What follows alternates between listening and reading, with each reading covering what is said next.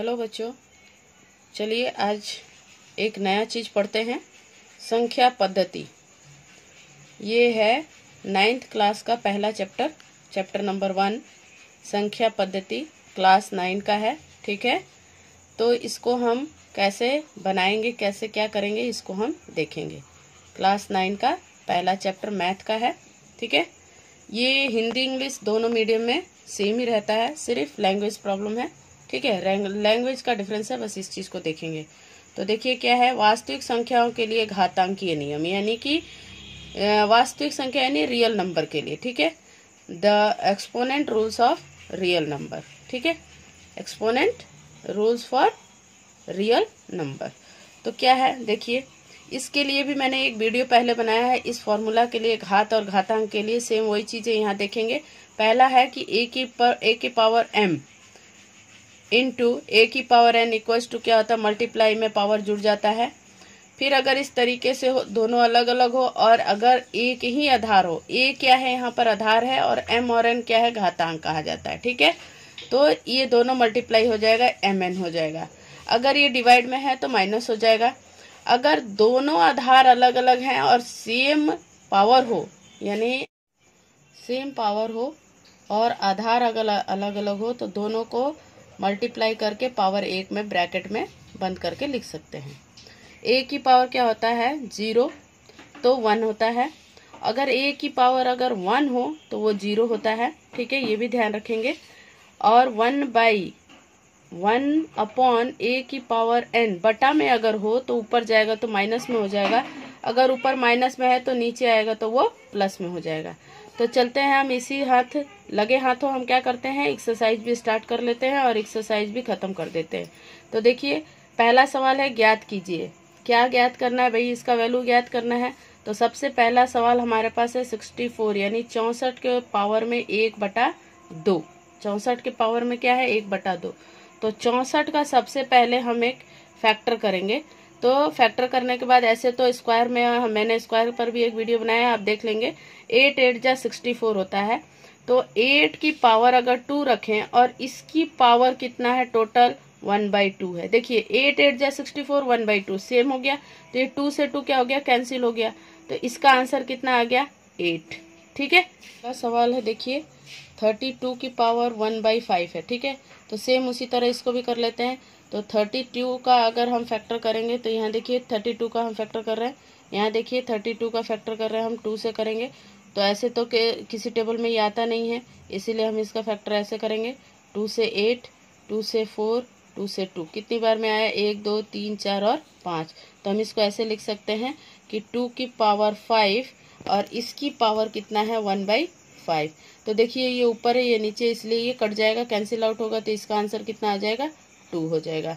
उसी तरह third question में देखिए 125 का हमको करना है, 1/3 है। तो 125 का करेंगे तो कितना आएगा, 125 में अगर हम करते हैं तो 125 का करेंगे तो 5 का होगा, 525 फिर 5, तो ये हो गया 5 3 टाइम्स आया, तो 5 को 3 टाइम्स, इसके ऊपर कितना है, 1/3 है। तो इससे कैंसिल हो गया, तो इसका आंसर आ गया 5।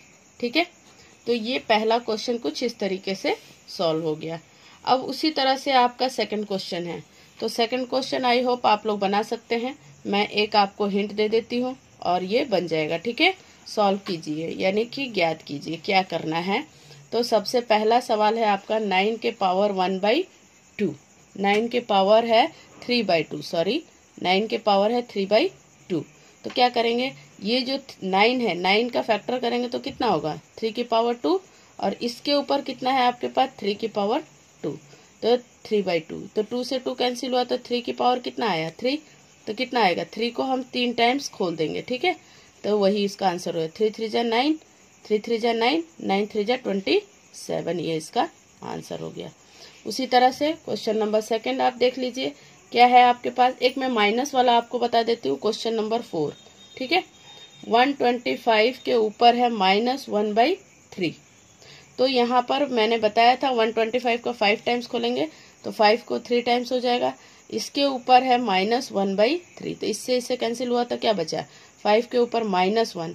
तो मैंने एज ए आपको पता है, मैंने एक फॉर्मूला बताया, अगर ये माइनस में होगा तो नीचे आएगा तो प्लस में हो जाएगा, तो इसका आंसर आ जाएगा 1/5। ठीक है, और आप बनाकर दिखाएंगे क्वेश्चन नंबर सेकंड इसका 32 की पावर 2/5, और तीसरा क्वेश्चन है इसका 16 की पावर 3/4। ये दोनों आपके लिए होमवर्क है, आप करके और कमेंट में इसका आंसर जरूर बताएंगे। ठीक है, अब आता है क्वेश्चन नंबर थर्ड। चलिए क्वेश्चन नंबर थर्ड देखते हैं। लिखता है कि सरल कीजिए। क्या कीजिए? सरल कीजिए। तो सरल कीजिए यानी इसको पूरी तरह से हल कीजिए।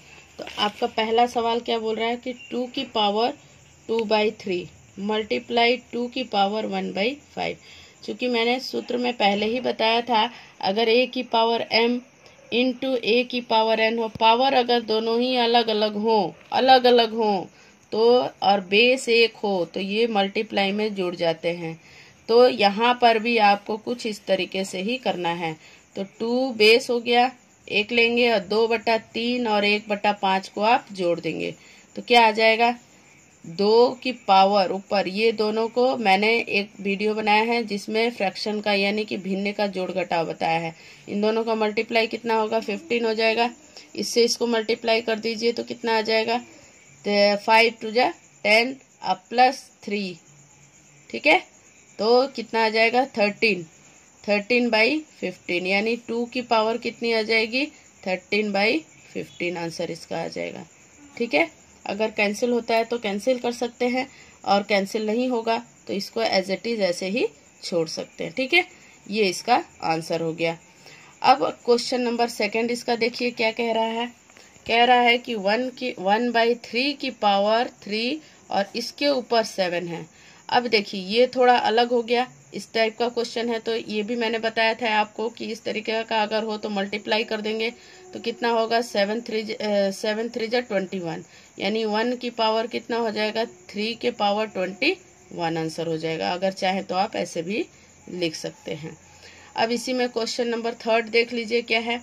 11 की पावर 1/2 अपॉन 11 की पावर 1/4। अब ये डिवाइड में है देखिए, और दोनों का बेस सेम है और पावर जो है अलग अलग है। तो इसको कैसे करेंगे हम? तो इसमें भी वही करेंगे, 11 1/2 माइनस 1/4, क्योंकि डिवाइड में पावर क्या होता है? घटता है। तो लिखेंगे तो कितना आ जाएगा? 11 तो 11 ही रहेगा। इन दोनों का एलसीएम लेंगे तो कितना आ जाएगा? 4 आ जाएगा। फिर ये आ जाएगा कितना? 2 हो जाएगा। 2 में 4 का डिवाइड किया तो 2 आया, तो 2 माइनस 1 हो जाएगा। तो इसका होगा 1/4 यानी कि 11 की पावर 1/4 आंसर हो जाएगा। ठीक है, तो चलिए एक लास्ट क्वेश्चन है जो है क्वेश्चन नंबर 4।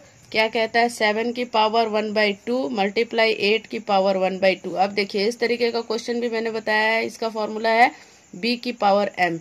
तो दोनों बेस क्या है, जो है आधार है, वो दोनों ही अलग है। तो दोनों को मल्टीप्लाई करके और दोनों का घातांक सेम है तो एक घातांक लिख देंगे, तो यहाँ हो जाएगा m। ठीक है, इस फॉर्मूला का हम यहाँ प्रयोग करेंगे। तो 7 × 8 कर देंगे अंदर, और ऊपर पावर कितना हो जाएगा? 1/2। तो ऐसे लिख सकते हैं इसको। तो कितना हो जाएगा? 7 8 जा, ऐसे भी लिख सकते हैं, ऐसे भी आप लिख सकते हैं, ये भी आंसर सही है। और अगर आप दोनों को मल्टीप्लाई करके लिखना चाहते हैं तो मल्टीप्लाई करके लिख दीजिए। 7 8 56 56 की डिवाइडेड बाई 1/2 हो जाएगा। तो इसमें 7 8 56 56 की पावर 1/2 लिख सकते हैं। अब 56 का पावर 1/2 है तो ऐसा तो कोई फैक्टर है नहीं कि जो इसको मतलब पावर में डिवाइड कर दे और इसके कट जाए, ऐसा तो कुछ है नहीं। अगर होता तो हम इसको करके और इसका आंसर निकाल देते। ये लिख लीजिए या ये लिख लीजिए, आंसर यही है। ठीक है, थैंक यू फॉर वॉचिंग।